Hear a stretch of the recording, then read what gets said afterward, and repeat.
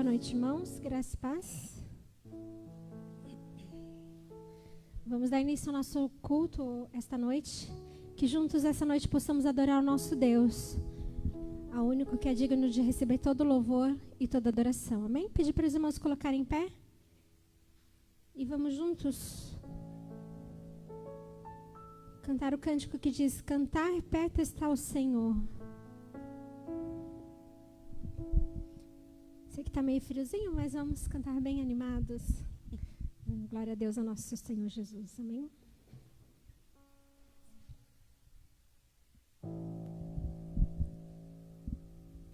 Cantai, perto está o Senhor, a Ele um templo erguei, com louvor um palácio, com graças um trono, feitos ao Rei dos Reis. Cantai uma canção, eterno é seu amor, quando a louvor de glória se enche o templo do Senhor. Louvai a Deus aqui.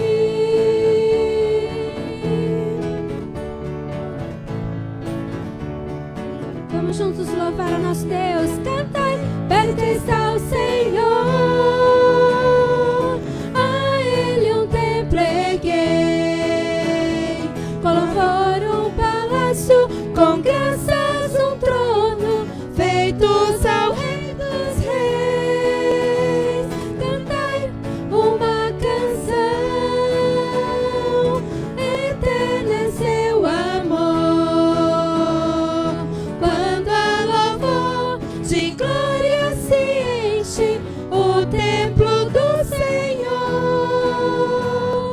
Louvai a Deus aqui. Aleluia, Senhor Jesus. Deus habita em meus louvores. Deus habita em meio aos louvores e canto dos santos. Deus habita em meio aos louvores e canto dos santos. Cantai, perto está o Senhor, a Ele um templo erguei, com louvor um palácio, com graças um trono, feitos ao Rei dos Reis. Cantai uma canção, eterno é seu amor, quando a louvor de glória se enche o templo do Senhor. Louvai a Deus aqui.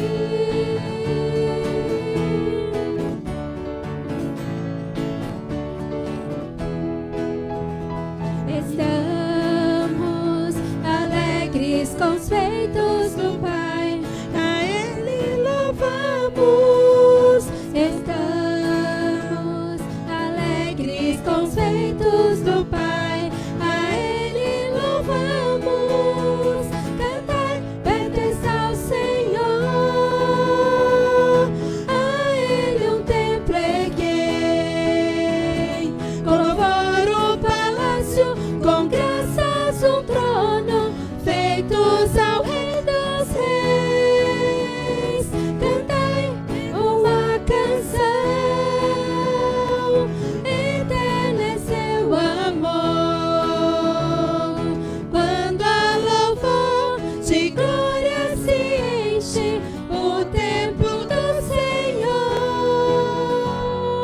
Louvai a Deus aqui. Louvai a Deus aqui.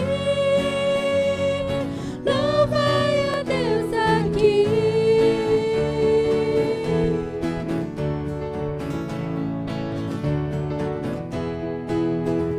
Cantai. Amém. Glórias ao nosso Deus, né? Como é maravilhoso realmente cantar louvores ao nosso Deus, ao Deus vivo. Glórias a Ele. A igreja pode se sentar. Amém.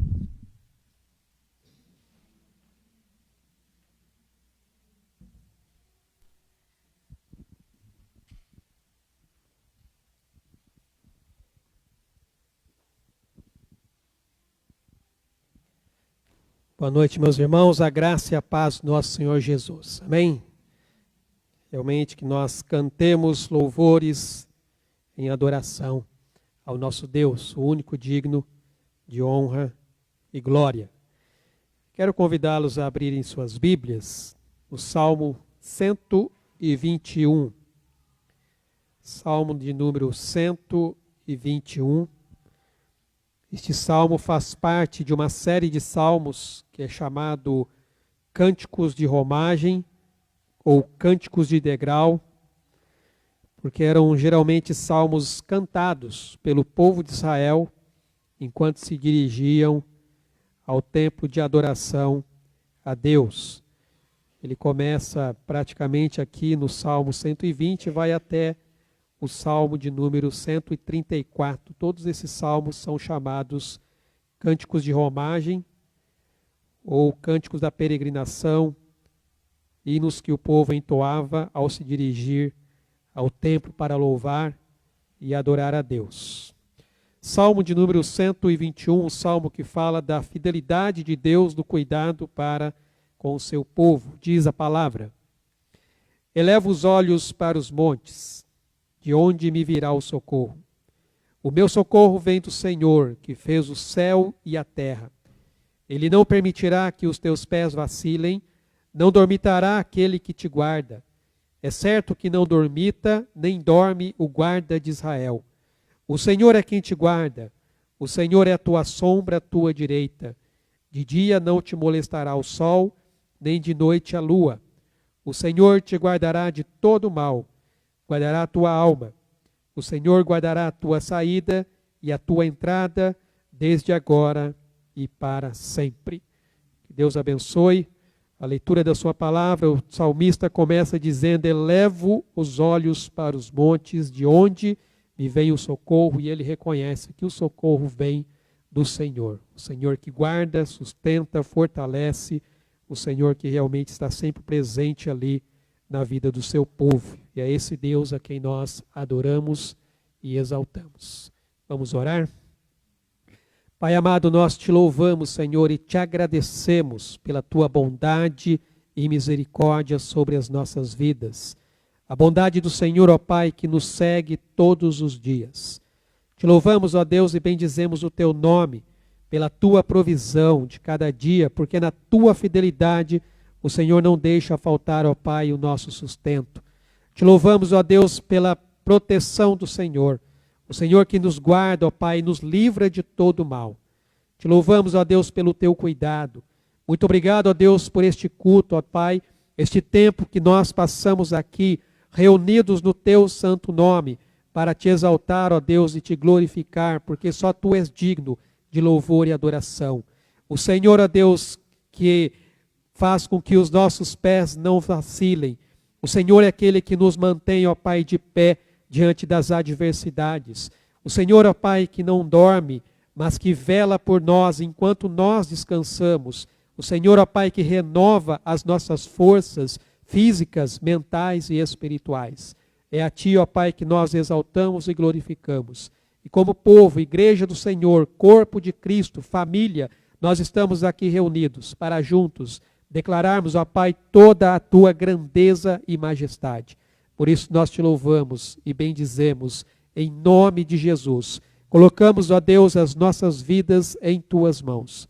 Colocamos o nosso coração diante do Teu altar. Pedimos, ó Deus, que o Teu Espírito Santo continue trabalhando em nossas vidas a cada dia, ó Pai, nos formando no caráter de Cristo Jesus, transformando-nos a cada dia, para que a glória do Senhor, ó Pai, seja manifesta em nós e através de nós. Que estejamos com os nossos ouvidos atentos, corações abertos, ó Deus, aquilo que o Senhor, ó Pai, tem a tratar conosco aqui nesta noite, nos louvores, nas orações e principalmente através da Tua palavra ministrada, ó Pai, sobre o nosso coração. Colocamos isso diante de Ti, agradecidos no nome santo de Jesus. Amém, Senhor Deus. Amém, meus irmãos. Vamos continuar louvando e adorando o nome do nosso Deus.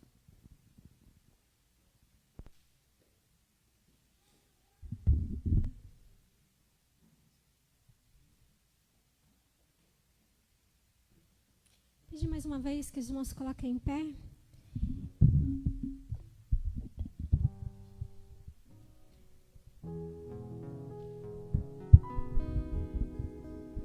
Essa música diz: Tu és soberano sobre a terra, sobre os céus, Tu és Senhor absoluto. Realmente, nosso Deus, Ele não existe outro Deus como nosso Deus.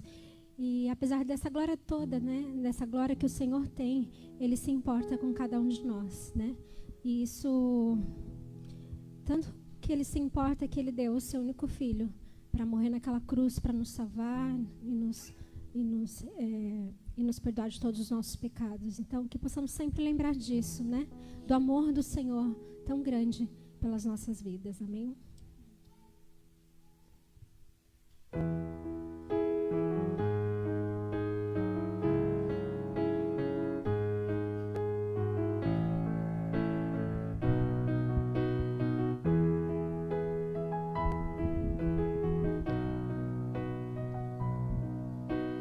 Tu és soberano sobre a terra, sobre os céus, Tu és Senhor absoluto.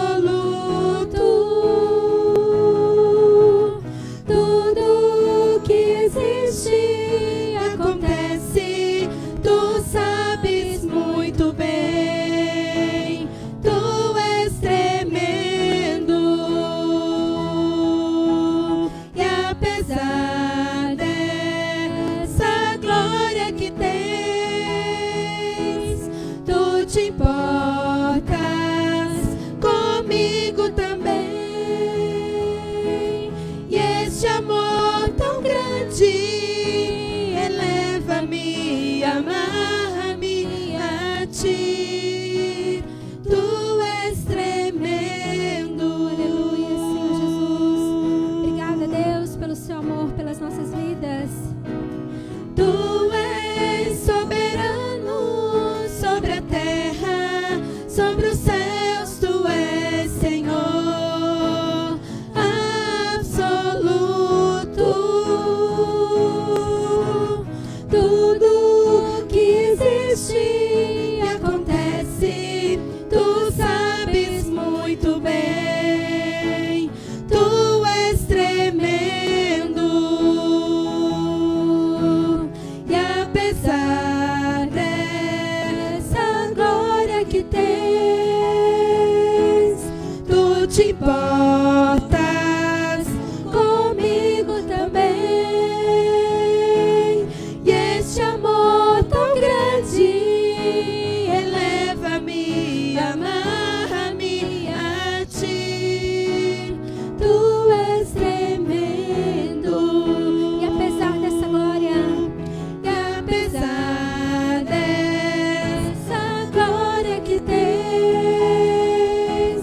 Tu te importas comigo também.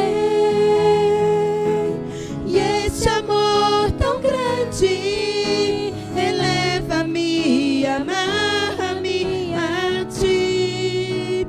Tu és tremendo. Tu és tremendo.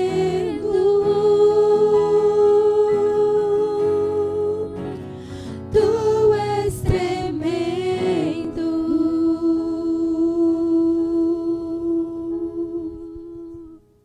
amém. Como é maravilhoso realmente falarmos do amor de Jesus, né?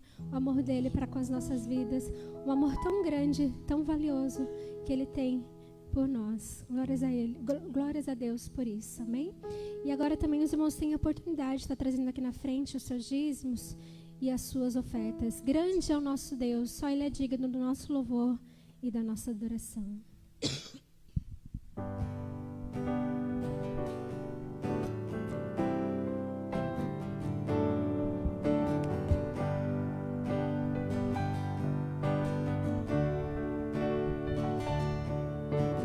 Grande é o Senhor e muito digno de louvor. Na cidade do nosso Deus, seu santo monte, alegria alegria de toda a terra.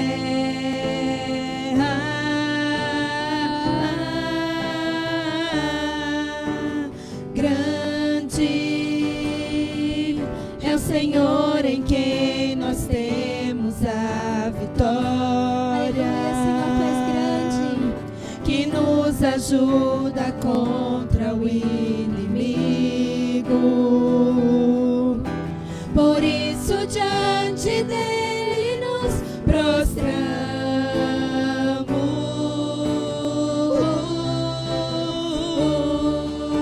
Queremos o teu nome engrandecer. Aleluia, Senhor Jesus. E agradecer-te por tua obra em nossa vida. Confiamos em teu infinito amor, pois só tu és o Deus eterno sobre toda a terra e céus. Declare: grande é o nosso Deus. Grande é o Senhor e muito digno de louvor. Na cidade do nosso Deus, seu santo monte, alegria de toda a terra.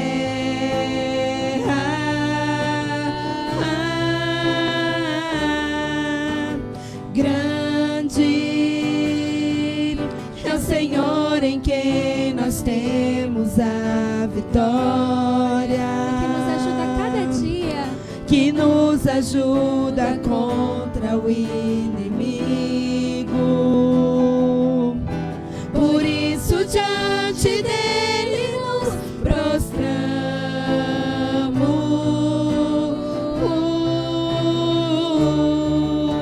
Queremos o teu nome engrandecer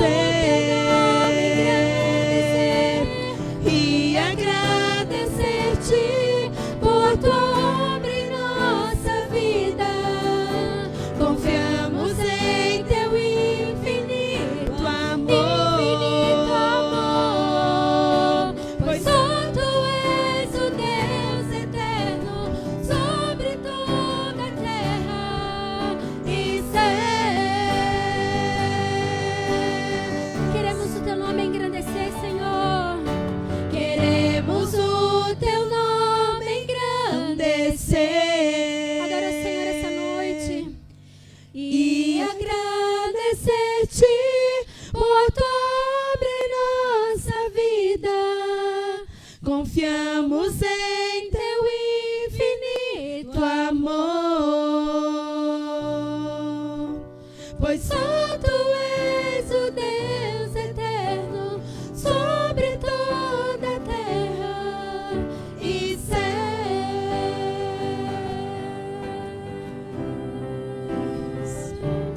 E céus.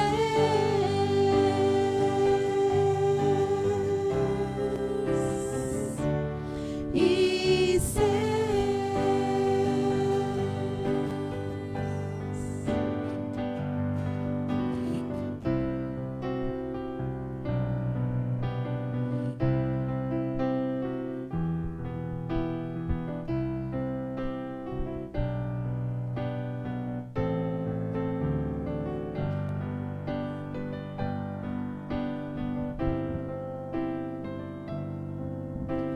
O nome de Jesus é poderoso.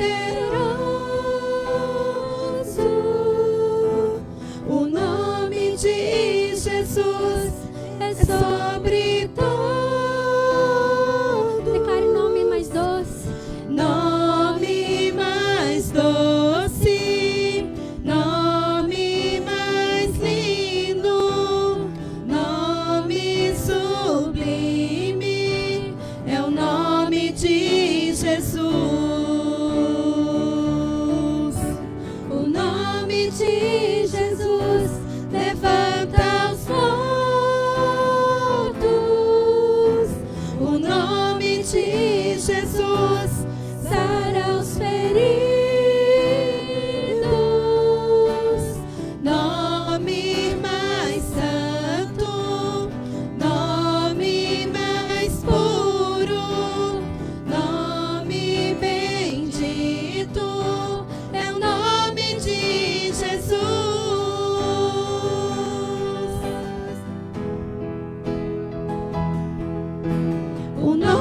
de Jesus é poderoso. O nome de Jesus é sobre todos. Nome mais doce, nome mais lindo, nome sublime, é o nome de Jesus. O nome de Jesus levanta os mortos. O nome de Jesus sara os feridos. Nome mais santo, nome mais puro, nome bendito, é o nome de Jesus. Nome mais santo, nome mais puro, nome bendito, é o nome de Jesus.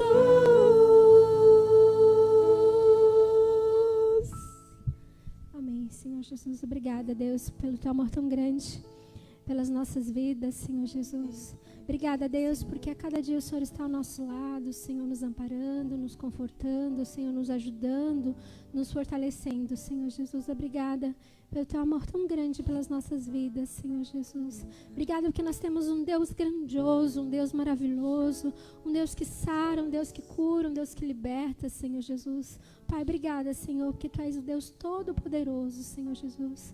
Que possamos sempre nos lembrar do Teu amor tão grande pelas nossas vidas, Senhor. Lembrar, Senhor, do sacrifício que o Senhor fez de dar o Seu único Filho para morrer naquela cruz, para nos salvar e nos perdoar de todos os nossos pecados, Deus. Obrigada, Deus, por cada vida que está aqui essa noite, cada família, Senhor. Te peço também por aqueles que não puderam vir, mas que o Senhor supra cada necessidade, Senhor Jesus. Pai, é isso que eu te peço e te agradeço. Em nome do Seu Filho amado Jesus Cristo. Amém. A igreja pode se sentar, amém?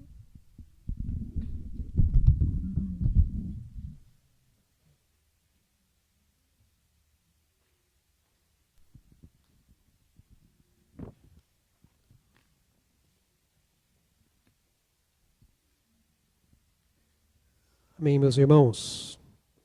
Não existe nenhum outro nome dado nos céus ou na terra pelo qual nós devamos ser salvos. Só o nome de Jesus. Nome doce, nome sublime, nome poderoso. É nesse nome que nós vamos orar neste momento, clamando ao Senhor, colocando diante dele as necessidades do seu povo. Se você tem algo para apresentar diante de Deus, faça isso, seja para pedir ou também para agradecer. Temos motivos também para louvar o nome de Deus. Estou vendo ali a Larinha, já está bem melhor, graças a Deus. Que Deus continue abençoando aí. Vamos orar, coloque diante de Deus a sua necessidade ou o seu agradecimento. Pai amado, nós te bendizemos e louvamos, porque, ó Deus, não existe nenhum outro nome pelo qual nós devamos ser salvos. O nome santo, o nome poderoso de nosso Senhor e Salvador Jesus Cristo. E é neste nome, ó Pai, que nós apresentamos diante de Ti as necessidades, ó Deus, da Tua igreja, as necessidades do Teu povo. Pedimos, ó Pai, que o Senhor estenda as Tuas mãos. A Tua palavra diz, ó Deus, que o Senhor se inclina para ouvir o nosso clamor. Do seu alto e sublime trono, o Senhor, na Tua graça e misericórdia, estende, ó Pai, as Tuas mãos para nos socorrer e para nos ajudar em nossos momentos de necessidade. Por isso, ó Deus, nós clamamos a Ti. Nos lembramos da vida do nosso irmão Lúcio, pelo seu tratamento. Que o Senhor continue, ó Deus, sustentando e fortalecendo a vida do Teu servo, ó Deus, abençoando a sua vida, bem como também a vida da irmã Neuza. Abençoe a vida da nossa irmã Edi, também, ó Pai, fortalecendo a sua musculatura. Que o Senhor também continue ali, ó Pai, sustentando, ó Pai, a Tua serva, ó Deus, em nome de Jesus. Somos gratos a Ti, ó Deus, pelo agir do Senhor no meio do Teu povo. Colocamos, ó Deus, a vida da Vanusa nas Tuas mãos, que passou por uma cirurgia, está se recuperando. Agradecemos ao Senhor, ó Deus, pela boa mão do Senhor, ó Pai, por ter corrido tudo bem, ó Deus, nessa cirurgia. Que o Senhor agora abençoe, ó Deus, a recuperação. Que o Senhor esteja ali sustentando a sua vida. Apresentamos a Nicole também, ó Deus, que não está bem de saúde. Que também o Senhor, ó Deus, manifeste sobre ela do Teu poder, ó Pai, restaurando e curando em nome de Jesus. Guarda, Senhor, a vida do Antônio nas viagens que ele tem feito, ó Deus. Que o Senhor também, ó Pai, esteja ali, protegendo, ó Deus, a vida dele. Colocamos diante de Ti, ó Deus, a vida de cada um que aqui está, ó Deus. Pedimos pela vida da Silvia, pela vida do seu Ilvo, os pais da Karina, que o Senhor também esteja ali colocando as Tuas mãos, ó Deus, tratando com esses corações, abençoando também a vida da Karina, ó Pai, que o Senhor também esteja, ó Deus, tratando com o coração dela, ó Deus, abençoando a sua vida, fortalecendo a sua fé. Ó Deus, a cada um que aqui está agora, neste momento, ó Deus, clamando a Ti, pela sua vida ou pela vida de alguém.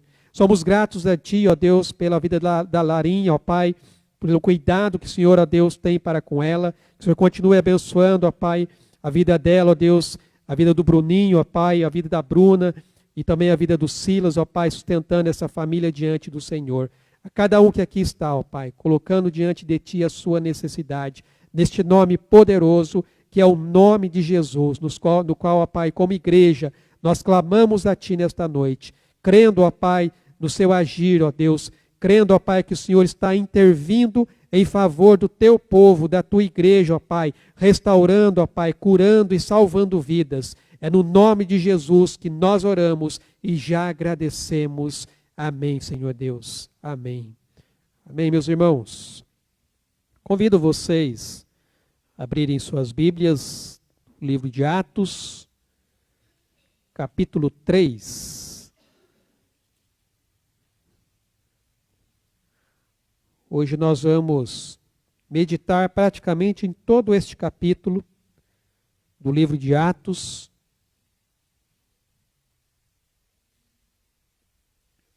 Onde nos é relatado aqui o primeiro milagre depois da descida do Espírito Santo, a cura de um coxo na Porta Formosa.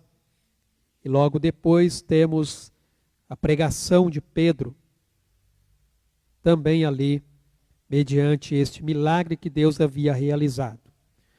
Atos capítulo 3 diz assim: Pedro e João subiam ao templo para a oração da hora nona. Era levado um homem, coxo de nascença, o qual punham diariamente à porta do templo chamada Formosa, para pedir esmola aos que entravam. Vendo ele a Pedro e João, que iam entrar no templo, implorava que lhe dessem uma esmola. Pedro, fitando juntamente com João, disse: Olha para nós. Ele os olhava atentamente, esperando receber alguma coisa. Pedro, porém, lhe disse: Não possuo prata nem ouro, mas o que tenho, isso te dou. Em nome de Jesus Cristo, o Nazareno, anda. E tomando-o pela mão direita, o levantou. Imediatamente, os seus pés e tornozelos se firmaram. De um salto se pôs em pé. Passou a andar e entrou com eles no templo, saltando e louvando a Deus.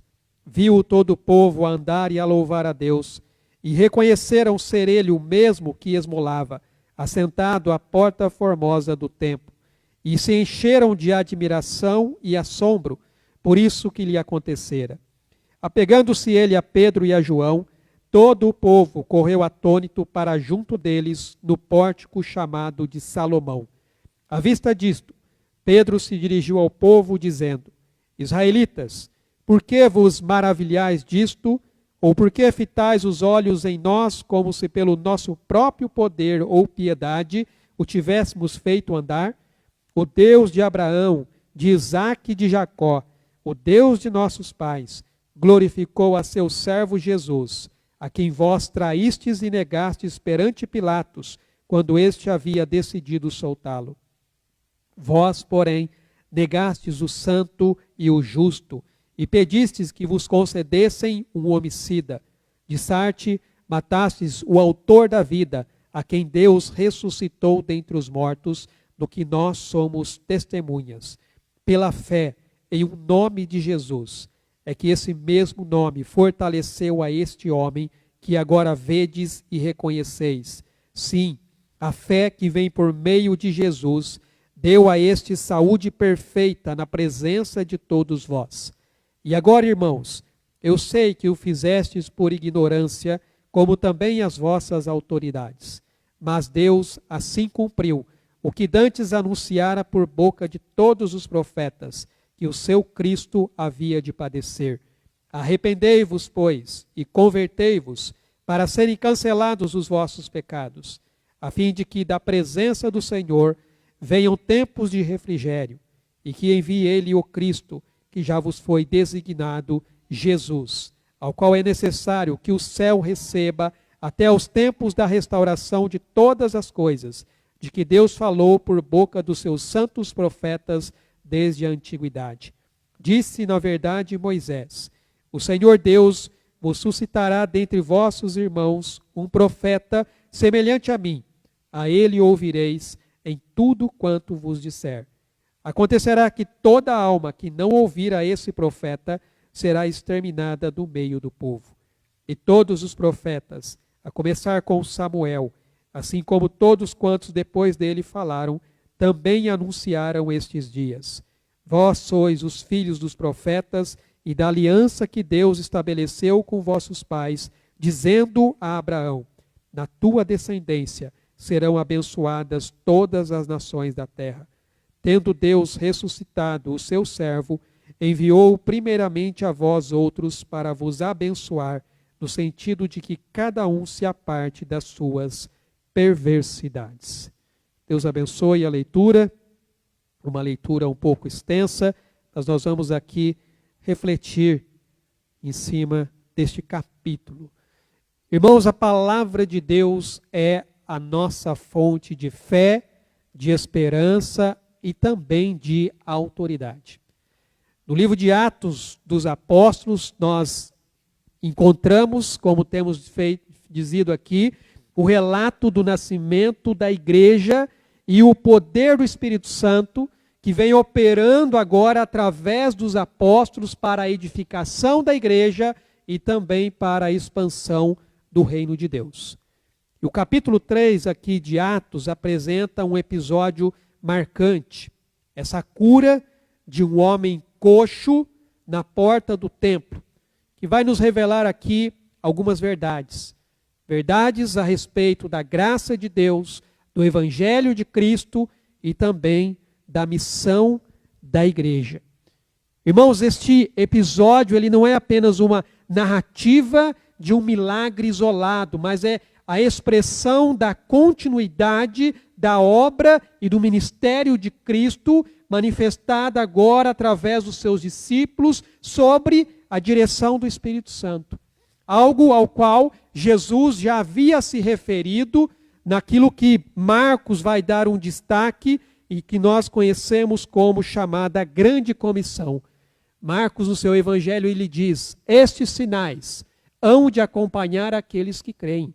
Em meu nome expelirão demônios, falarão novas línguas, pegarão em serpentes, e se alguma coisa mortífera beberem, não lhes fará mal.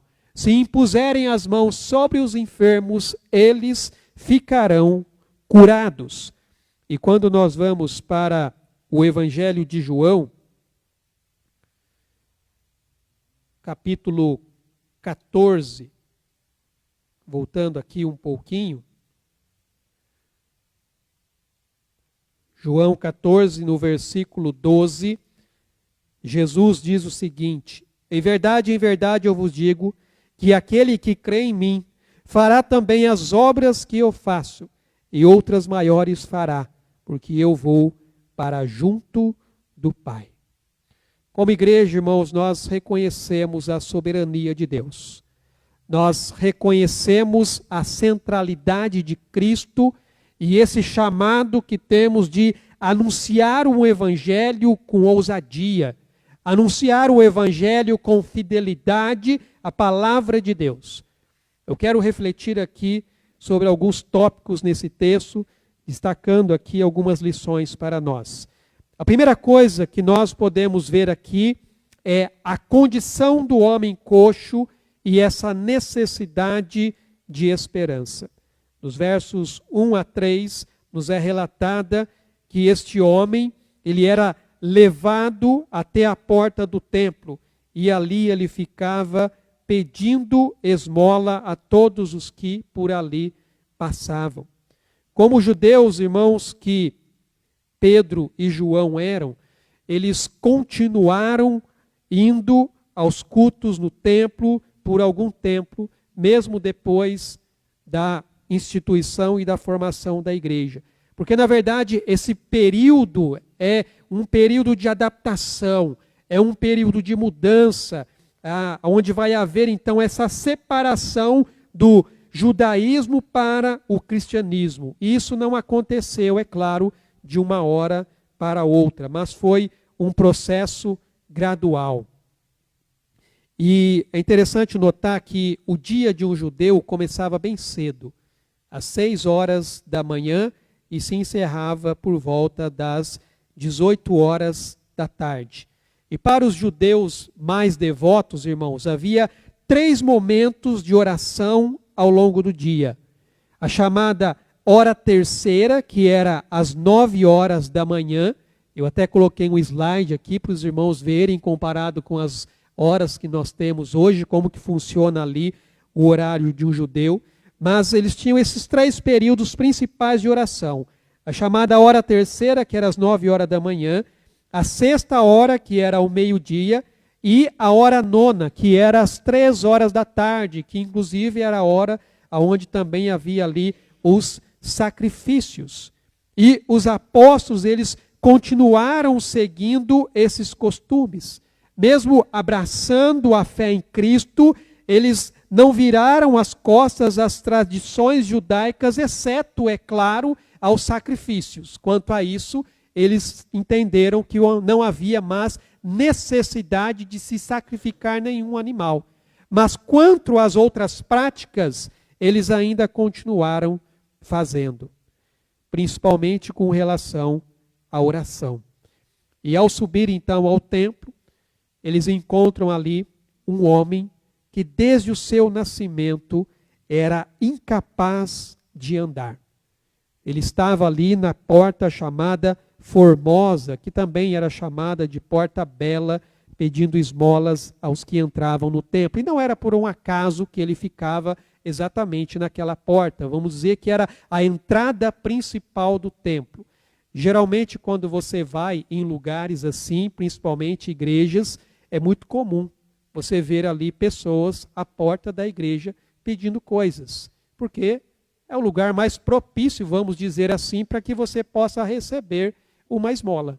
Talvez aqui nós não temos isso por causa da localização aqui ser um pouco isolada, mas se estivéssemos provavelmente numa avenida, com certeza nós teríamos talvez pessoas que passassem ali pela rua, principalmente moradores de rua, que estariam à porta da igreja pedindo alguma coisa. Então não era à toa que esse homem estava naquele local. Irmãos, esta seria a história de alguém que viveu ali à margem da sociedade por ser deficiente desde o ventre da sua mãe. O texto diz claramente que ele era coxo de nascença. Ele nasceu ali com esse problema. Um homem pobre que há mais de 40 anos dependia da caridade dos outros para sobreviver. Talvez pessoas ali que fossem mais próximas, alguns amigos, o conduzia até a entrada ali do templo para que ele pudesse então pedir a sua esmola. Aqui no capítulo 4, um pouco mais à frente, no versículo de número, eu anotei aqui, 22, diz assim: ora, tinha mais de 40 anos aquele em quem se operara essa cura milagrosa. Irmãos, tentem imaginar quanto tempo aquele homem passou ali na porta daquele templo, sempre pedindo esmolas para as pessoas que ali entravam. Provavelmente, como acontece nos dias de hoje, de algumas pessoas ele recebia, de outras provavelmente não, algumas até talvez se desviassem dele para não ter que dar ali a esmola, alguns talvez até o enxotassem dali para que ele não ficasse naquele lugar. Mas todos os dias, bem cedo, ele se posicionava na porta do templo no chamado terceiro pátio, que era um espaço reservado ali para os homens judeus, esperando talvez ali alguma ajuda, antes mesmo que os fiéis ali começassem as suas orações. Nós podemos dizer, irmãos, que a condição desse homem representa simbolicamente a condição espiritual em que todas as pessoas se encontram. Talvez fazendo aqui essa analogia, nós podemos dizer que este homem, ele é uma representação de como se encontra a humanidade perdida sem Cristo. Pessoas que são incapazes de salvar-se por seus próprios esforços. Pessoas que dependem da boa vontade alheia, que vivem na esperança de migalhas da misericórdia humana.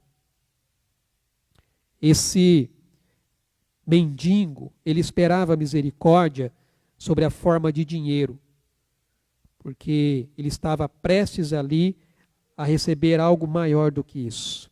Ele estava prestes a receber a maior misericórdia de todas, que era de cura e salvação. A narrativa aqui, irmãos, nos mostra que por mais que o homem buscasse a ajuda dos homens, mas a sua condição era de incapacidade. As pessoas tinham que levá-lo até a porta do templo. E a sua condição reflete exatamente a influência do pecado na natureza humana, que nos torna incapazes de alcançar a Deus por nossas forças, por mais que nós tentemos. Sem Cristo, irmãos, nós somos como este homem coxo, dependentes da misericórdia alheia, dependentes de migalhas que provavelmente as pessoas possam nos dar. O profeta Isaías, ele escreve: mas todos nós somos como imundo, e todas as nossas justiças como trapo da imundícia. Todos nós murchamos como a folha, e as nossas iniquidades como um vento nos arrebatam. Essa é a condição de um homem sem Cristo. Totalmente incapaz, dependente. Nós podemos fazer então essa analogia, reconhecendo que, assim como este coxo, a humanidade ela está espiritualmente aleijada, incapaz de se curar por si mesma. Ela está necessitada da intervenção de Deus. Nós não podemos nos salvar a nós mesmos. Por mais que nós tentemos, por mais que nos esforcemos. Não adianta você fazer promessas, não adianta você pagar promessas, não adianta fazer qualquer coisa que seja. Você não vai conseguir a salvação a não ser através de Cristo. Espiritualmente nós estamos aleijados, precisando da graça e da misericórdia de Deus. A aplicação que eu trago aqui, irmãos, é que a nossa missão é anunciar o Evangelho com fidelidade. É proclamar que somente Cristo tem o poder de transformar vidas e curar as pessoas da cegueira espiritual em que elas estão vivendo. Porque fora da graça de Deus não há esperança. É Deus quem age soberanamente na vida daqueles que Ele mesmo escolhe. Paulo, quando escreve a sua carta aos Efésios, ele vai dizer: estando vós mortos em vossos delitos e pecados, Ele vos deu vida. Sem Cristo, nós estamos mortos. E que um morto faz? Nada. Ele não tem vida em si mesmo. A não ser que Deus intervenha, a não ser que Deus haja na vida dessa pessoa, ela vai continuar morta nos seus delitos e pecados, longe de Deus, das promessas de Deus, da aliança de Deus, sem desfrutar da graça e da misericórdia de Deus. Porque não há esperança fora da graça de Deus. Por isso que nós precisamos pregar, irmãos. Precisamos proclamar que Cristo tem o poder, sim, de transformar vidas. Cristo tem o poder, sim, de curar pessoas. Curar pessoas da sua cegueira espiritual, principalmente. Esse é o primeiro ponto. A segunda coisa que nós podemos destacar aqui é justamente a autoridade e o poder que há no nome de Jesus. Nós cantamos aqui: o nome de Jesus é poderoso. O nome de Jesus é sobre todos. E foi no nome de Jesus que este homem foi curado. Quando ele estava aqui pedindo a esmola, ele viu ali Pedro e João e começou a implorar a eles que lhe dessem alguma coisa. Pedro, então, olhando diretamente para ele, disse: olhe para nós, preste atenção. E Pedro, então, lhe dirige a palavra: eu não tenho prata, eu não tenho ouro, mas o que eu tenho, eu te dou. Em nome de Jesus, levante e ande. E o texto diz, irmãos, que aquele homem, que Pedro o tomou pela sua mão direita, provavelmente ele estava ali agachado, Pedro o puxou, e ao puxar, o texto vai dizer aqui, que imediatamente os seus pés e tornozelos se firmaram, e de um salto se pôs em pé, passou a andar e entrou com eles no templo, saltando e louvando a Deus. Irmãos, aquele homem, por causa da condição em que ele estava, ele não podia entrar no templo, porque estava escrito na lei que nenhum coxo poderia entrar dentro do templo. Aquele homem ficava na porta, olhando as pessoas passarem. Aquela porta era imensa, era grande, embora ele não pudesse entrar, mas ele podia ver o que estava acontecendo lá dentro. E eu imagino que o desejo dele era poder estar dentro do templo. Mas ele não podia, porque ele era coxo, ele era um aleijado.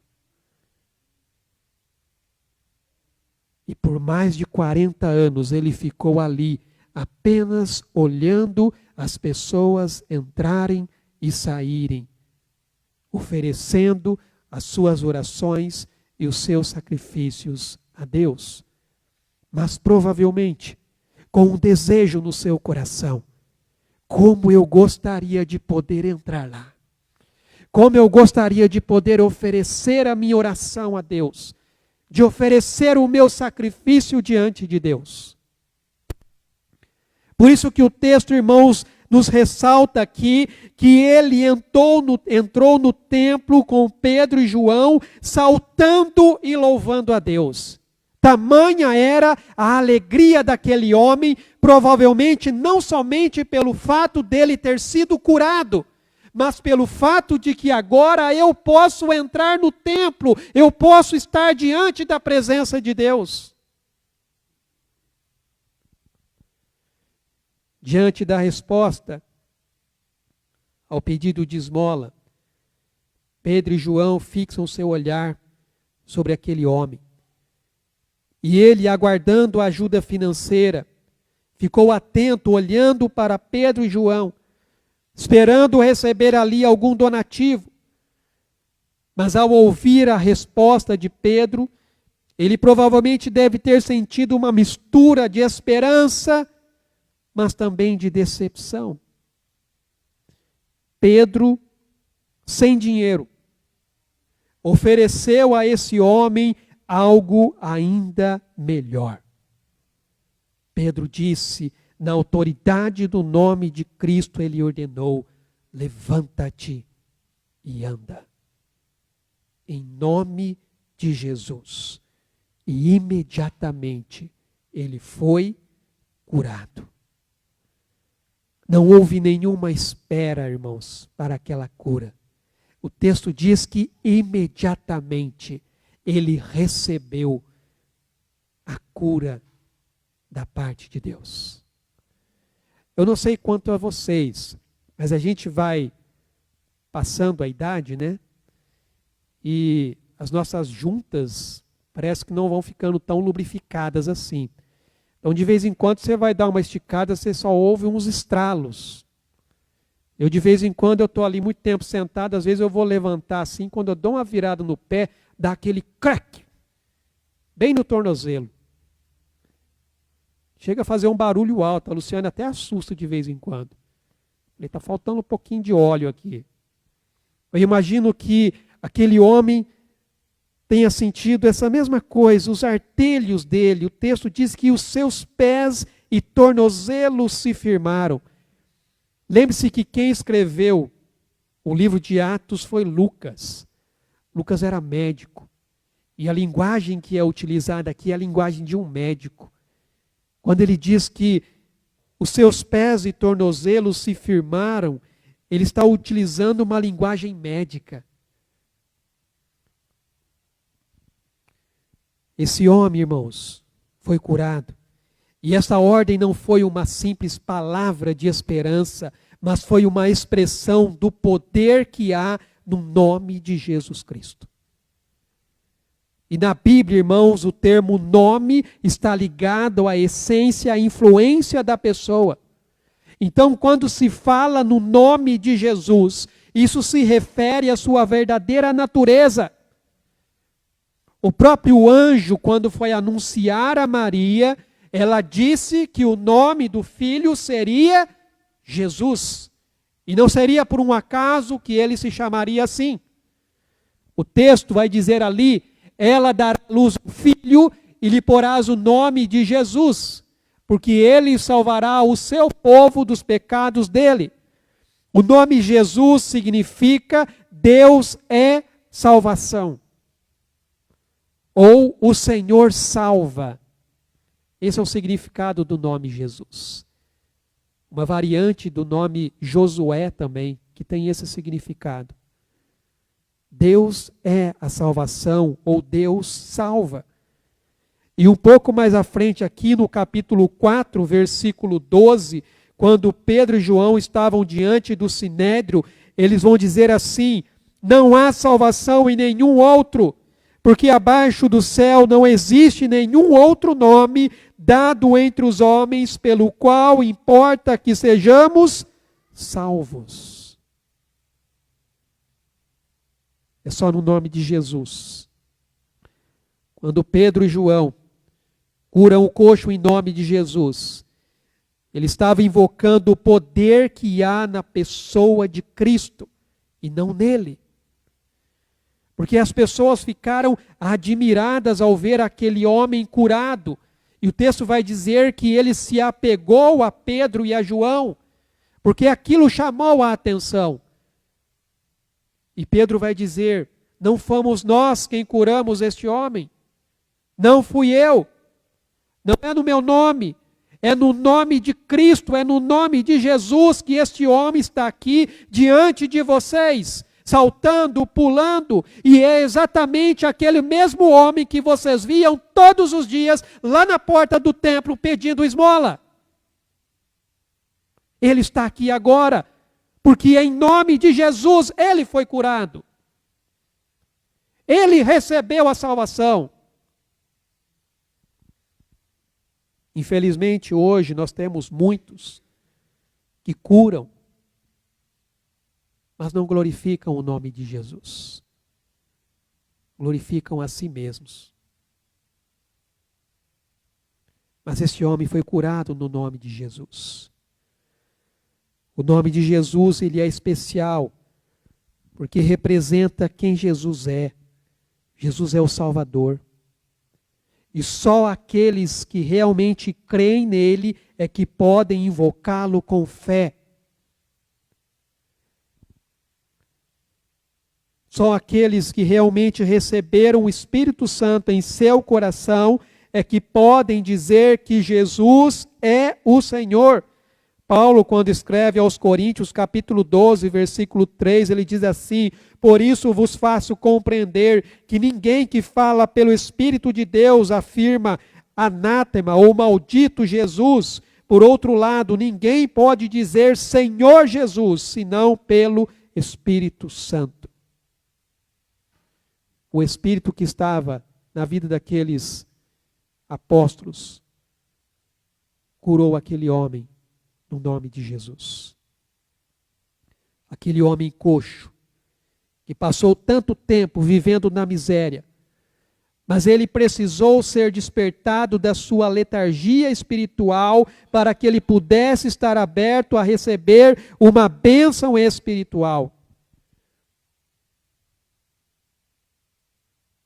Quando Pedro falou com ele, a esperança começou a surgir no seu coração. Porque as pessoas, provavelmente, elas apenas lhe davam uma moeda sem se importar de verdade. Mas naquele momento, Pedro e João lhe dedicaram uma atenção sincera, mudando então a percepção daquele homem e acendendo uma esperança no seu coração. Irmãos, o milagre da cura revela a autoridade de Cristo, que foi dado aos discípulos por meio do Espírito Santo para manifestar o seu poder e validar a mensagem do Evangelho. Lembre-se, os discípulos estavam começando a anunciar a salvação em nome de Cristo. E Deus estava então validando essa mensagem através de sinais e prodígios, para mostrar que aquilo que eles estavam dizendo, aquilo que eles estavam pregando, era a verdade de Deus. O próprio profeta Isaías, ele diz: então se abrirão os olhos dos cegos, e se desimpedirão os ouvidos dos surdos, os coxos saltarão como servos, e a língua dos mudos cantará, pois águas arrebentarão no deserto e ribeiros no ermo. Nós temos aqui o cumprimento desta profecia. Os coxos saltarão como servos. O texto diz que este homem saiu saltando. Irmãos, a salvação e os milagres são atos soberanos de Deus. E são realizados para engrandecer o nome de Cristo, para confirmar a autoridade dos servos de Deus na ministração da palavra de Deus. E a cura do homem coxo foi um fato claro e incontestável. Porque esse homem, ele nasceu com essa deficiência. Mas depois da ação do Espírito Santo, no poder e autoridade do nome de Jesus, ele é completamente curado e todos podiam ver isso. Todos podiam testemunhar isso. Tanto é que o texto diz para nós aqui, à vista disto, Pedro se dirigiu ao povo dizendo: israelitas, por que vos maravilhais disto? Ou por que fitais os olhos em nós, como se pelo nosso próprio poder ou piedade o tivéssemos feito andar? E ele começa a mostrar quem realmente havia curado aquele coxo. Essa cura foi realizada diante de todos, bem na porta do templo. mostrando de forma evidente o poder de Jesus e da ressurreição de Cristo. Irmãos, a cura que realmente segue um padrão bíblico, ele acontece por uma decisão soberana de Deus. Quando Deus quer curar, ele cura. E foi exatamente isso que aconteceu com aquele homem. Porque por várias vezes, provavelmente, Pedro e João, como sempre iam ao templo, eles talvez tivessem se deparado por várias vezes com aquele homem sentado na porta do templo pedindo esmola. Assim como provavelmente deveria haver muitos outros ali, além desse homem. Porém, aquele dia foi o dia que o Senhor determinou para que aquele homem fosse curado. O texto diz claramente que ele estava implorando ali uma esmola. E Pedro ficou olhando para aquele homem. Provavelmente Pedro já o devia ter visto muitas vezes. Mas naquele dia, Pedro sentiu da parte de Deus de ministrar cura sobre aquele coxo. Olhe para nós.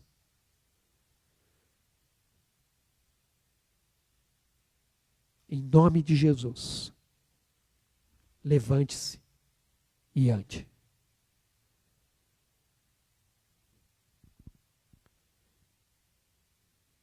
A cura, irmãos, é feita para honrar e glorificar a Cristo. E quando Deus faz a obra, Ele a faz de forma rápida e definitiva. Esse episódio revela que a cura não é apenas um benefício físico, mas é um sinal de que o reino de Deus chegou e que Jesus Cristo, Ele é o Senhor. A intervenção de Deus é uma demonstração clara da graça de Deus. E ela não depende de esforço humano, ela depende do ato soberano de Deus, que é quem determina quem é curado, quem não é curado e quando vai ser curado. Hoje é muito comum você verem cultos voltados para isso. Não tenho nada contra. Mas as pessoas colocam lá, olha, venham, porque esse é o dia em que o Senhor vai estar curando. Como se eles tivessem marcado na agenda, falando para Deus, Senhor, esse é o dia que o Senhor precisa estar aqui. Para curar essas pessoas. Como se Deus estivesse à mercê da vontade humana. Deus não está à mercê da nossa vontade, irmãos. Ele faz a obra quando Ele quer, quando Ele quiser. Da forma que Ele quiser. Nós não podemos determinar quando nem onde Deus vai operar. Mas nós devemos sim orar. Nós devemos sim proclamar. Mas é o Senhor quem opera. É o Senhor quem faz. E quando Ele faz, Ele o faz para glorificar o nome de Cristo. E a aplicação que eu trago aqui é que isso nos lembra que devemos confiar no poder do nome de Cristo.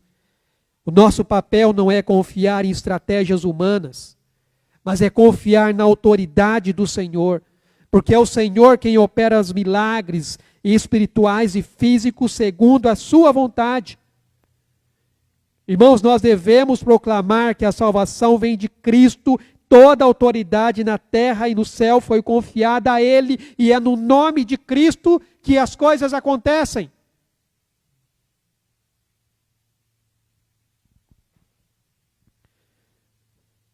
O terceiro ponto que eu destaco aqui é o resultado disso. A pregação do Evangelho e a chamada ao arrependimento. Pedro, percebendo que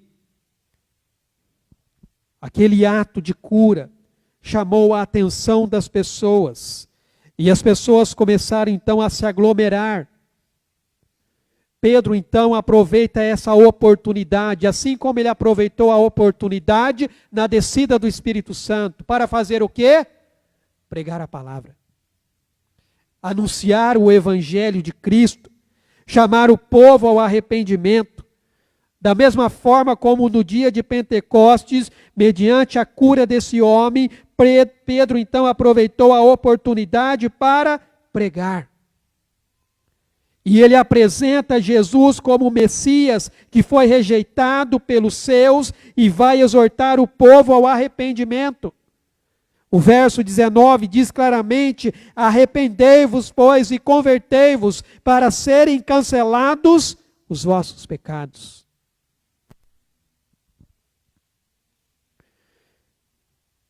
O ponto mais importante, irmãos, da história é que o nome de Jesus ainda tem o poder de realizar milagres, milagres de cura, cheio de graça, da mesma forma como ocorreu nos evangelhos.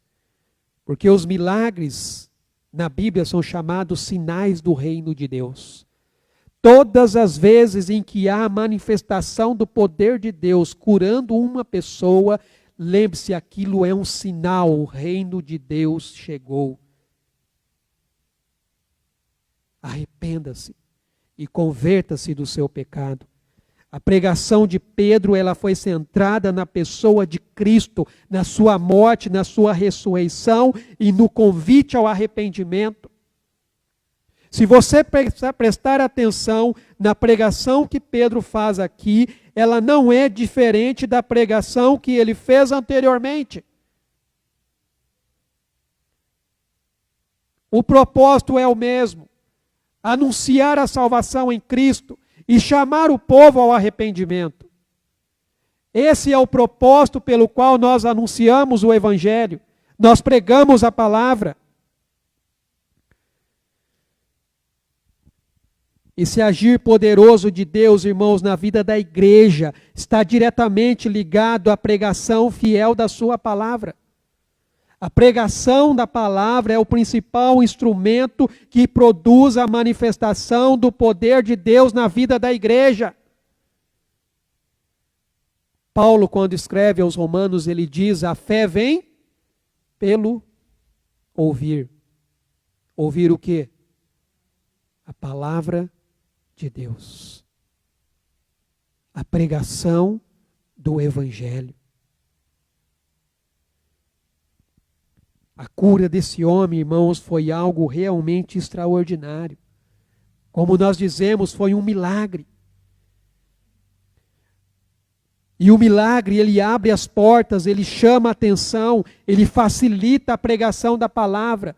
Mas não é o que transforma o coração das pessoas, ou que faz com que as pessoas aceitem a palavra da verdade. A graça de Deus se manifesta na chamada para que se abandone o pecado e creia no Evangelho. Irmãos, essa é a essência da missão da igreja.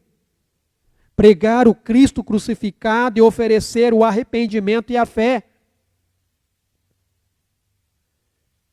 Pedro, ele não pregou para agradar as pessoas. Ele pregou para levá-las ao arrependimento. Ele foi um verdadeiro embaixador de Cristo, porque ele não buscou aplausos, mas ele buscou proclamar a verdade de Deus.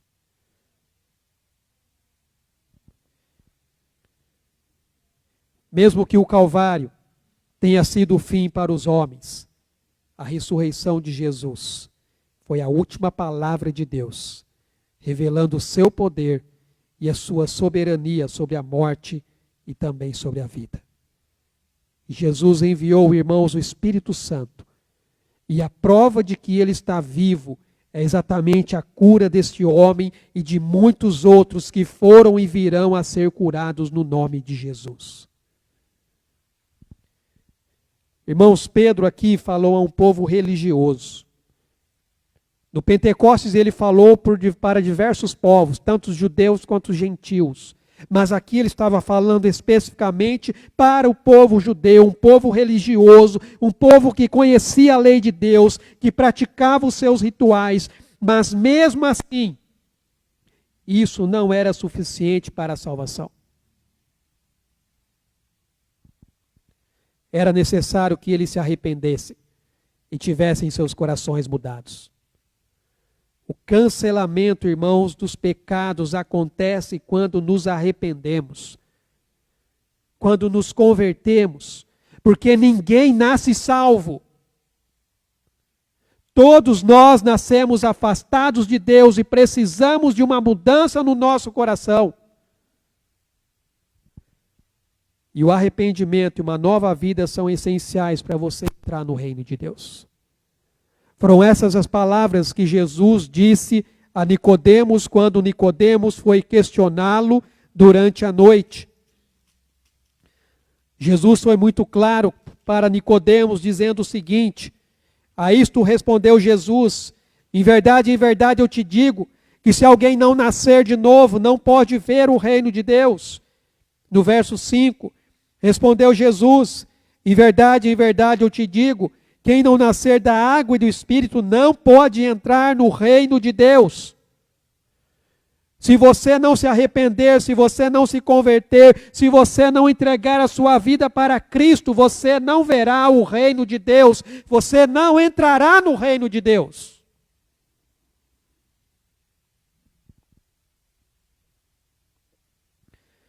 A pregação apostólica, ela é sempre categórica. Não há salvação e remissão de pecados sem arrependimento e conversão a Deus. Pedro encerra o seu sermão de forma impactante e bastante pessoal, porque ele destaca que os seus ouvintes são descendentes dos profetas, da aliança que Deus fez em Abraão. E a aliança que Deus fez em Abraão, ele destaca que na tua descendência serão abençoadas todas as nações da terra.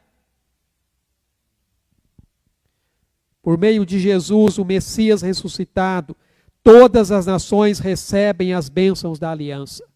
Conforme Paulo vai dizer aqui na sua carta aos Efésios, capítulo 2. A partir do versículo 11, ele diz: portanto, lembrai-vos de que outrora vós, gentios na carne, chamados incircuncisão por aqueles que se intitulam circuncisos na carne, por mãos humanas, naquele tempo estavam sem Cristo, separados da comunidade de Israel, estranhos às alianças da promessa, não tendo esperança e sem Deus no mundo. Essa é a condição de alguém que está sem Cristo. Mas agora, em Cristo Jesus, vós que antes estavais longe, fostes aproximados pelo sangue de Cristo, porque Ele é a nossa paz, o qual de ambos fez um, e tendo derribado a parede da separação que estava no meio, a inimizade, aboliu na sua carne a lei dos mandamentos, na forma de ordenanças, para que dos dois criasse em si mesmo um novo homem, fazendo a paz, e reconciliasse ambos em um só corpo, com Deus, por intermédio da cruz, destruindo por ela a inimizade. E vindo, evangelizou paz a vós outros que estavais longe, e paz também aos que estavam perto, porque por ele ambos temos acesso ao Pai em um só Espírito. Através da pregação dos apóstolos, Deus abriu as portas para essa bênção, não somente para judeus, mas também para gentios. Mas ela só pode ser experimentada se houver arrependimento sincero, porque não há salvação sem mudança verdadeira de coração. Toda pregação, irmãos, verdadeiramente bíblica, ela aponta para a nossa culpa diante de Deus. Nós dizemos que anunciar o Evangelho é falar das boas novas. Mas antes de falar das boas novas, nós falamos das más notícias. E sabe qual é a má notícia? Todos pecaram e carecem da glória de Deus. Não há um justo, nenhum sequer. Não há ninguém que busque a Deus. Todos estão condenados. Essas são as más notícias. as boas novas, mas em Cristo você pode ser salvo. Em Cristo você pode receber a cura, não somente física, mas a sua cura espiritual.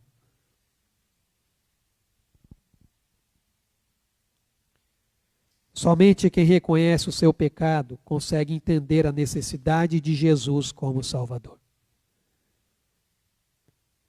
Quando Jesus se autoconvidou para estar na casa de um cobrador de impostos, um homem que era rejeitado pelo povo, naquela noite, aquele homem ofereceu aquele jantar para Jesus. E durante aquele jantar ele disse: Senhor, eu vou restituir das pessoas que eu tirei. E Jesus então diz: hoje houve salvação nessa casa. Porque o Filho do Homem veio buscar e salvar o que estava perdido.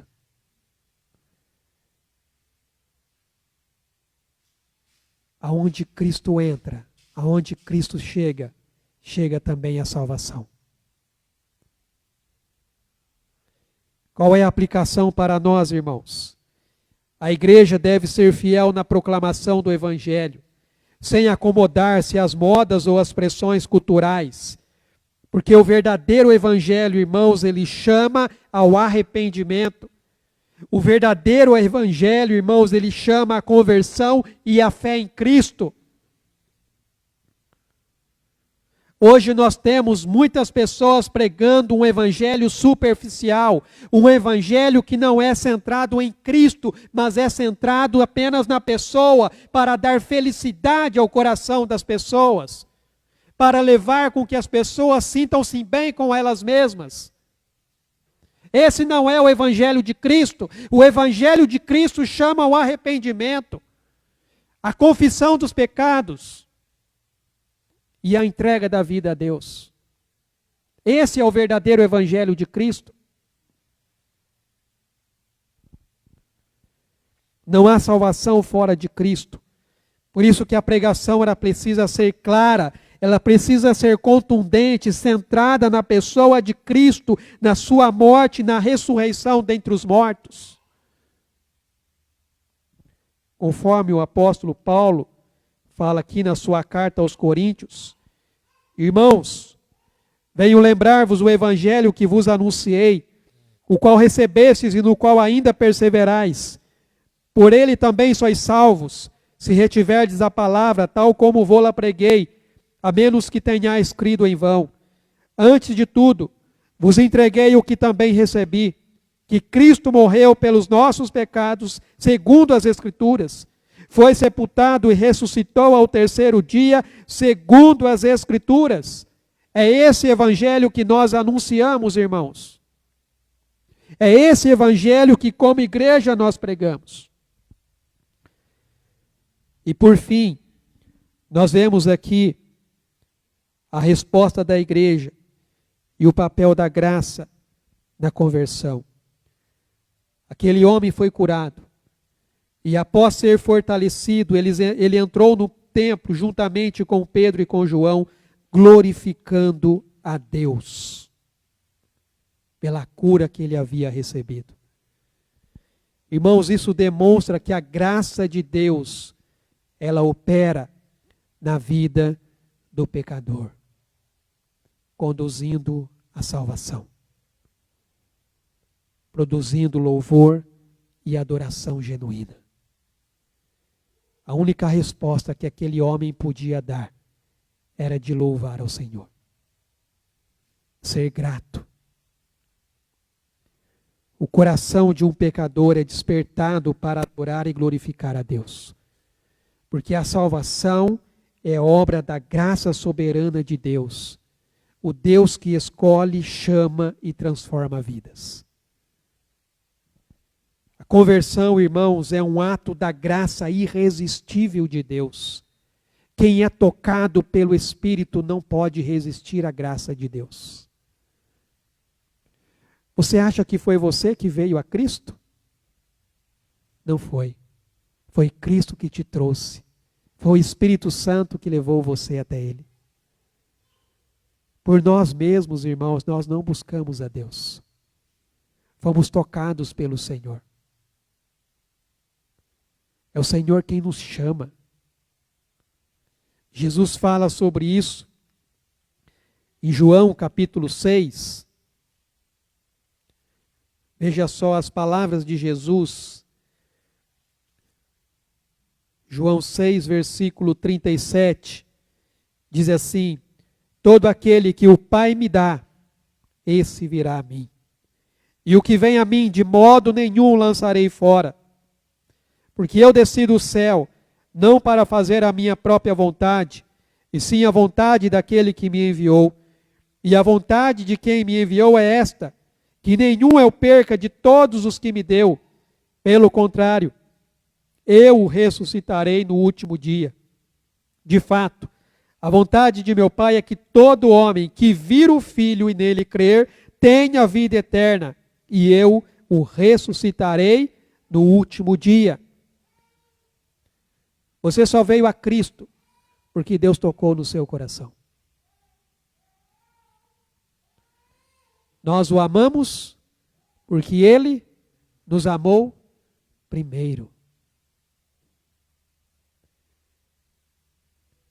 É o Espírito Santo, irmãos, que opera no coração do pecador, levando-o a se arrepender e crer em Jesus. A cura desse homem coxo é uma amostra da graça irresistível de Deus, que muda um coração de um pecador de forma definitiva. E Cristo veio ao mundo para nos trazer a salvação. Ele enviou o Espírito Santo para transformar o nosso coração. Seu objetivo é nos salvar do pecado, nos convertendo e fazendo com que odiemos o pecado. Porque a verdadeira felicidade não vem de continuar no pecado, mas de nos afastarmos do pecado, irmãos. Porque a graça de Deus, ela nos liberta, não apenas do castigo, mas também da condenação. Para sermos realmente livres, nós precisamos entregar as nossas vidas a Cristo. Ele que é a nossa sabedoria, a nossa justiça, a nossa santificação e a nossa redenção. Como igreja, irmãos, devemos confiar na graça soberana de Deus na salvação, pregando com fidelidade e dependência do Espírito Santo. Por isso que o nosso papel é anunciar o Evangelho, é orar por aqueles que ainda não conhecem a Cristo, confiando que Deus, na misericórdia dele, vai chamar os seus para si. Irmãos, este capítulo de Atos, capítulo 3 aqui, nos revela verdades essenciais para a nossa fé. Nós vimos aqui que ele nos mostrou um homem espiritualmente, aliás, fisicamente aleijado. Talvez uma representação de um homem espiritualmente aleijado, literalmente sem condições, que precisou da intervenção soberana de Deus através de Cristo. Por isso que o poder do Evangelho se manifesta na transformação de vidas, na pregação do arrependimento, na operação da graça irresistível de Deus. Como igreja, irmãos, somos chamados a proclamar com fidelidade essa palavra, na autoridade do nome de Jesus, tendo centrado a nossa pregação no Evangelho, na dependência da graça de Deus para salvar pessoas. Então, que nossas vidas possam refletir, irmãos, essa mensagem de esperança. Sempre confiando na soberania de Deus, na suficiência de Cristo, para salvar e converter vidas. Assim como este homem foi curado, Deus também quer curar muitas vidas. Mas eu não estou falando de apenas cura física, não, é a cura espiritual. Porque essa é a principal obra que Deus quer fazer na sua vida. É transformar o teu coração. para que você possa ter alegria e plenitude na presença de Deus. Que possamos ser, irmãos, uma igreja que prega verdadeiramente o Evangelho de Cristo, confiando no poder que há no nome de Jesus, na soberania de Deus em agir conforme a sua vontade. E assim, Ele é quem vai operando, acrescentando e salvando vidas. E nós continuamos sendo instrumentos desse amor e dessa graça de Deus. Vamos orar? Pai amado, eu te louvo, Senhor, e te agradeço pela tua palavra, palavra bendita, fiel e verdadeira, palavra, ó Deus, que consola, que conforta, palavra que ensina, que exorta e encoraja, mas também a palavra, Deus, que confronta, que nos leva, ó Deus, ao arrependimento, através da operação, ó Pai, do Teu Espírito Santo em nosso coração, nos convencendo do pecado, da justiça e do juízo do Senhor. Que nós, ó Deus, como igreja, continuemos sendo fiéis a Ti, da pregação dessa palavra. E continuemos, ó Deus, confiando e pregando na autoridade no nome de Jesus. Para que o Senhor continue operando, ó Pai, na vida do Teu povo, da Tua igreja, das pessoas, ó Pai, que adentram este local. E elas possam sair daqui, ó Deus, impactadas pela presença, impactadas, ó Deus, pela ação do Teu Espírito, mas principalmente impactadas, ó Deus, pela Tua palavra. Que ela penetre, ó Pai, no coração dessas pessoas. Para que elas se convertam, para que elas se arrependam, para que elas se voltem para Ti. E assim, ó Deus, receba do Senhor o refrigério para a sua alma, a salvação, a vida eterna que nós temos em Cristo Jesus. Te louvamos por isso, te agradecemos, bendizemos o Teu nome. Que Teu Espírito Santo, ó Pai, continue agindo e operando em nossas vidas, tratando, ó Deus, com cada coração, convertendo-os, ó Pai, em nome de Jesus, manifestando, Pai, do Teu poder, trazendo, ó Pai, segundo a Tua vontade, a cura, não somente para o corpo, mas principalmente para a alma, libertando essa pessoa da escravidão do pecado em que ela está vivendo, recebendo em Cristo, ó Deus, a vida abundante que Ele veio nos dar, a alegria plena que nele nós podemos encontrar, a verdadeira paz que o mundo não pode nos dar, mas só o Senhor, ó Deus, é quem pode fazer isso, e é em Ti, ó Pai, que nós confiamos e declaramos, no nome e na autoridade de Jesus, que somente nele há salvação, e nenhum outro. E é isso que nós pregamos, em nome de Jesus. Amém, Senhor Deus. Amém, meus irmãos. Tenho só um aviso para dar, lembrar aos homens, na próxima sexta-feira nós temos o nosso encontro marcado, já está definido aí dentro do calendário, depois nós só vamos definir o local, mas homens aí estão convocados então a estarem com a gente nesta sexta-feira, para estarmos juntos aí, tendo um tempo de reflexão, meditação, oração e também de comunhão. Então marca aí na sua agenda, depois eu vou estar colocando lá no grupo direitinho, vou ver o local para a gente poder também estar se reunindo. E lembrando que o frio chegou, né? Apesar de não chegar inverno ainda, inverno só a partir do dia 21, mas o frio está aí, está todo mundo muito bem agasalhado. E o que é que combina geralmente com o frio? Caldinho. Opa, aí é bom, né? Então logo depois do culto, irmãos, não vá embora, a gente tem um caldinho. Quem que fez o caldinho? Oh, que benção, olha, agradeço aí. Obrigado, Fábio, obrigado, Gabi. Então a gente tem um caldinho, irmãos, da Gabi, que trouxe para a gente poder aproveitar. Então não vai embora, é bom que você já vai com a barriga cheia para casa, não tem que se preocupar aí de passar em algum lugar para querer comprar alguma coisa, mas a gente tem esse tempinho aí juntos depois de comunhão após o culto, tá bom? Vamos nos colocar de pé, vamos orar e agradecer ao Senhor esse tempo que nós passamos aqui.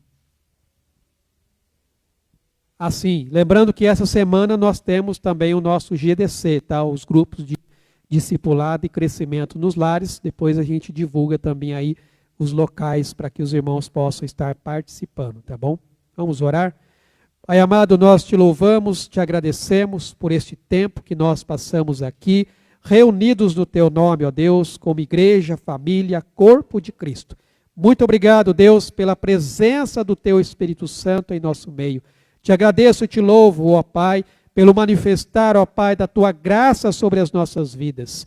Te louvo por isso, ó Deus, que o Senhor nos conceda uma semana abençoada na presença do Senhor, sendo direcionados e conduzidos, ó Pai, pelo Teu Espírito Santo, com sabedoria, com discernimento, ó Pai, sendo usados por Ti, ó Deus, para proclamar, ó Pai, essa palavra, ó Pai, de salvação, de esperança para o coração das pessoas. Que o Senhor, ó Pai, possa nos usar como instrumentos nas Tuas mãos, para levar, ó Deus, a mensagem, ó Pai, da salvação.